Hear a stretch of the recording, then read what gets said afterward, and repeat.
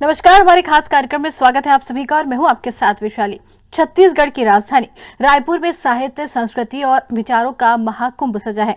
नवा रायपुर स्थित पुरखोती मुक्तांगन में रायपुर साहित्य उत्सव 2026 का भव्य आगाज किया गया। बता दें, गणतंत्र का अमृतकाल थीम पर आधारित इस आयोजन में मुख्यमंत्री विष्णुदेव साय और राज्यसभा के उप सभापति हरिवंश ने साहित्य की भूमिका को राष्ट्र निर्माण की बुनियाद बताया। देश भर से आए 120 से ज्यादा साहित्यकार ने 3 दिन तक 42 सत्रों में विचार मंथन किया। देखिए रायपुर से ये खास रिपोर्ट।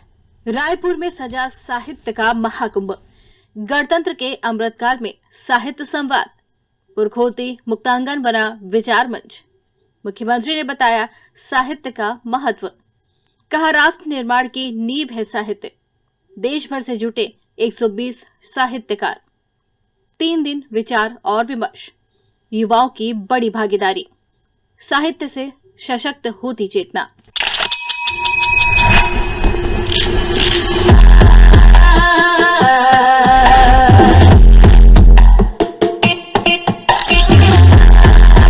नवा रायपुर का पुरखोती मुक्तांगन चारों ओर साहित्य, संस्कृति और विचारों का उत्सव। विनोद कुमार शुक्ल मंडप में सजा भव्य मंच। यही है रायपुर साहित्य उत्सव 2026 का उद्घाटन समारोह। शब्द और साहित्य के इस महाकुंभ में राज्यसभा के उप सभापति हरिवंश ने मुख्य अतिथि के रूप में मौजूदगी दर्ज की, तो राज्य के मुख्यमंत्री विष्णुदेव साय ने कार्यक्रम की अध्यक्षता की। वहीं उप मुख्यमंत्री अरुण साव, महात्मा गांधी अंतर्राष्ट्रीय हिंदी विश्वविद्यालय के कुलपति डॉक्टर कुमुद शर्मा और प्रसिद्ध रंगकर्मी मनोज जोशी भी विशिष्ट अतिथि के रूप में शामिल हुए।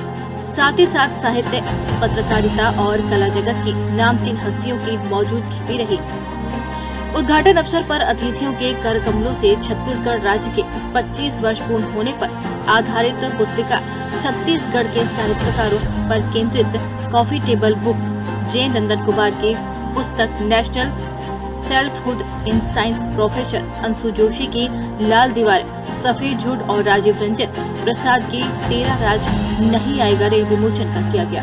राज्यसभा के उप सभापति श्री हरिवंश ने छत्तीसगढ़ के महान साहित्यकार स्वर्गीय विनोद कुमार शुक्ल को नमन करते हुए अपने संबोधन की शुरुआत की। उन्होंने कहा कि छत्तीसगढ़ी साहित्य की परंपरा अत्यंत ही समृद्ध रही है।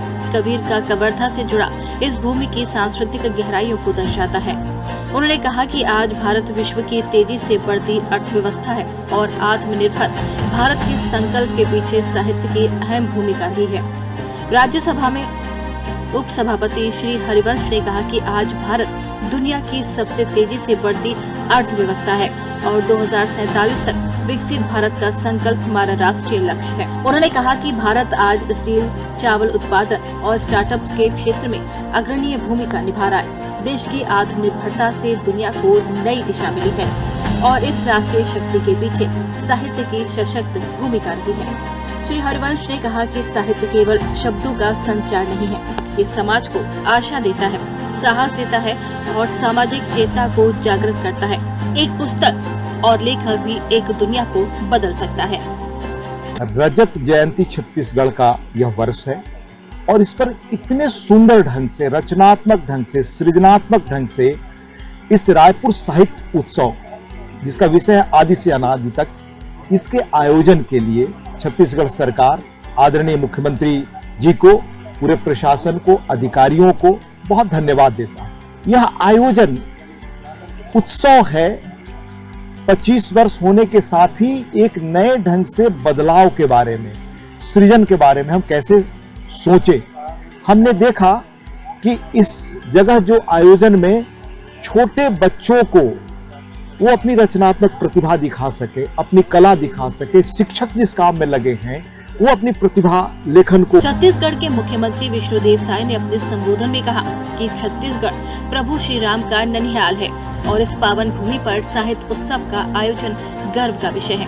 उन्होंने रायपुर साहित्य उत्सव को साहित्य का महाकुंभ बताते हुए कहा कि देश भर से 120 से अधिक साहित्यकार इसमें सहभागिता कर रहे हैं। 3 दिवसीय इस आयोजन में कुल 42 सत्रों में सामाजिक, सांस्कृतिक और राजनीतिक विषयों पर गहन विमर्श होगा। मुख्यमंत्री ने स्वतंत्रता संग्राम की तुलना समुद्र मंथन से करते हुए कहा कि जिस प्रकार समुद्र मंथन में विष और अमृत दोनों निकले। उसी प्रकार स्वतंत्रता आंदोलन में हमारे सेनानियों ने विष रूपी कष्ट स्वयं सहकर अपनी आने वाली पीढ़ियों को आजादी का अमृत प्रदान किया। मुख्यमंत्री ने पूर्व प्रधानमंत्री अटल बिहारी वाजपेयी के स्मृति में आयोजित काव्य पाठ कार्यक्रम का उल्लेख करते हुए कहा कि अटल जी कवि हृदय थे और उनकी कविताओं ने करोड़ों लोगों को प्रेरणा दी है।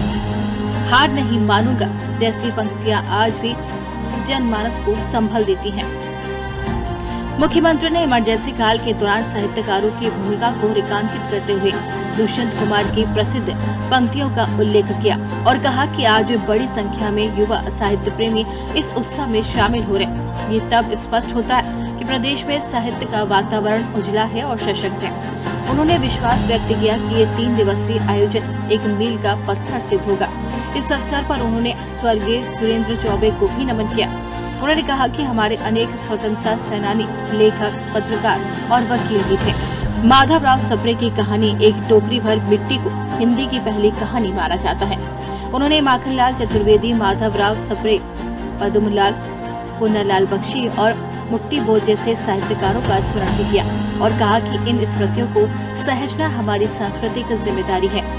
साथ ही मुख्यमंत्री ने यह भी कहा कि साहित्य उत्सव केवल आयोजन नहीं, ये सांस्कृतिक चेतना का प्रतीक है। ये राष्ट्र की बुनियाद में साहित्य की भूमिका सदैव निर्णायक रही है। साहित्य उत्सव में विनोद कुमार शुक्ल, श्यामलाल चतुर्वेदी, लाला जगदलपुरी और अनिरुद्ध नीरव को समर्पित मंडप बनाए गए हैं। पूर्व प्रधानमंत्री अटल बिहारी वाजपेयी की स्मृति में काव्य पाठ हार नहीं मानूंगा जैसी पंक्तियों ने श्रोताओं में जोश भर दिया। कार्यक्रम के दौरान उप मुख्यमंत्री अरुण साव ने बसंत पंचमी के पावन अवसर पर आयोजित इस उत्सव को साहित्य का महाकुंभ बताते हुए कहा कि छत्तीसगढ़ की धरती ने हिंदी साहित्य को अनेक महान पुरोधा दिए हैं। वहीं डॉक्टर कुमुद शर्मा ने कहा कि अमृत काल में आत्मनिर्भर भारत और स्वदेशी का संकल्प हमारे उज्जवल भविष्य के लिए है। उन्होंने साहित्य को आत्मबोध और सांस्कृतिक चेतना का सशक्त माध्यम बताया तथा भारत को मानवीय संस्कृति की टकसाल कहा। साहित्य के इस उत्सव में बड़ी संख्या में साहित्य प्रेमी मौजूद रहे। खास तौर पर युवाओं की सक्रिय भागीदारी देखने को मिल रही है। विचार, संवाद और विमर्श से साहित्यिक माहौल जैसा जीवंत हो उठा।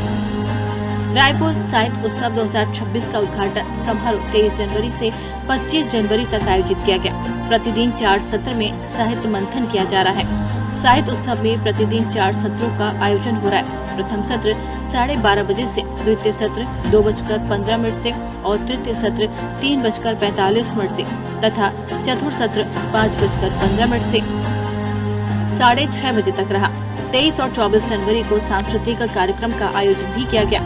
पहले दिन 23 जनवरी को प्रथम सत्र लाला जगदलपुरी मंडप में समानकालीन महिला लेखन श्यामलाल चतुर्वेदी मंडप से संवाद वंदे मातरम के अंतर्गत भारत के स्वर्गीय जागरण प्रभा अनिरुद्ध नीरव मंडप में डिजिटल साहित्य पर परिचर्चा के अंतर्गत प्रकाशकों के लिए चुनौती विषय पर परिचर्चा की गई। द्वितीय सत्र लाला जगदलपुरी मंडप में वाचिक परंपरा के साहित्य श्यामलाल चतुर्वेदी मंडप में कविता की नई चाल पर परिचर्चा की गई। इधर अनिरुद्ध नीरव मंडप में संवाद का आयोजन किया गया। इस कार्यक्रम में राज्यसभा के उपसभापति हरिवंश शामिल हुए। तृतीय सत्र लाला जगदलपुरी मंडप में काला पादरी में जनजाति विमर्श और श्यामलाल चतुर्वेदी मंडप में छत्तीसगढ़ का साहित्य अवदान विषय पर परिचर्चा की गई। अनिरुद्ध नीरव मंडप में स्मृति शेष स्वर्गीय विनोद कुमार शुक्ल साहित्य की खिड़कियां पर परिचर्चा की गई। चतुर्थ सत्र लाला जगदलपुरी मंडप में पुरातत्व मौन साहित्य पर परिचर्चा और श्यामलाल चतुर्वेदी मंडप में समय की समस्या सेक्सुअलिज्म पर संवाद किया गया। अनिरुद्ध नीरव मंडप में काव्य पाठ राष्ट्रीय कवि संगम का आयोजन किया गया। साहित्य उत्सव के दूसरे दिन 24 जनवरी को प्रथम सत्र में विनोद कुमार शुक्ल मंडप में राष्ट्रीय सेवा 100 वर्ष पर संवाद और लाला जगदलपुरी मंडप में छत्तीसगढ़ के लोकगीत पर परिचर्चा आयोजित की गई। तृतीय सत्र में धार्मिक फिल्में और टेली धारावाहिकों और का दौर संवाद और श्यामलाल चतुर्वेदी एकात्मक मानव दर्शन समाज परिवर्तन का सूत्रधार पर परिचर्चा की गई। तृतीय सत्र में विनोद कुमार शुक्ल मंडप में भारत का बौद्धिक विमर्श पर संवाद, लाला जगदलपुरी मंडप में राष्ट्रीय मीडिया में बहस के मुद्दे, श्यामलाल चतुर्वेदी मंडप में नई पीढ़ी की फिल्मी दुनिया और अनिरुद्ध नीरव मंडप में साहित्य उपनिषद से AI तक पर परिचर्चा की गई। चतुर्थ सत्र में विनोद कुमार शुक्ल मंडप में भारतीय ज्ञान परंपरा पर संवाद, लाला जगदलपुरी मंडप में डिजिटल युग के लेखन और पाठक में श्यामलाल चतुर्वेदी मंडप में साहित्य के झरोखे के इतिहास पर परिचर्चा आयोजित की गई। पंचम सत्र में विनोद कुमार शुक्ल मंडप में माओवादी आतंक और लोकतंत्र, लाला जगदलपुर मंडप में डॉक्टर अंबेडकर विचार कुंज की आभा, श्यामलाल चतुर्वेदी मंडप में शैक्षणिक संस्थानों में भाषा और साहित्य का स्तर और अनिरुद्ध नीरव मंडप में लुप्त होता बाल साहित्य पर चर्चा की गई।